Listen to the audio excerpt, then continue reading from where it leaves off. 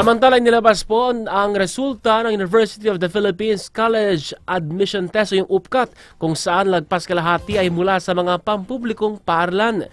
Sa 135,236 na sumubok, halos 18,000 o 13% lang ang nakapasa sa 8 constituent units at 17 campuses nito, mas mataas ng 6.74% kumpara sa tala noong 2024. Binigyan din po sa ulat ni UP President Angelo Jimenez na nasa 55% ng mga nakapasa ay mula sa mga pampublikong paaralan at 31% ang mula sa mga non-science public schools. Anya, ito ay makabuluhan dahil kabaliktaran ang resulta nito noong mga nakaraang taon gaya na lamang noong 2022 at 2023 kung saan mas marami ang nakapasa mula sa mga pribadong paaralan.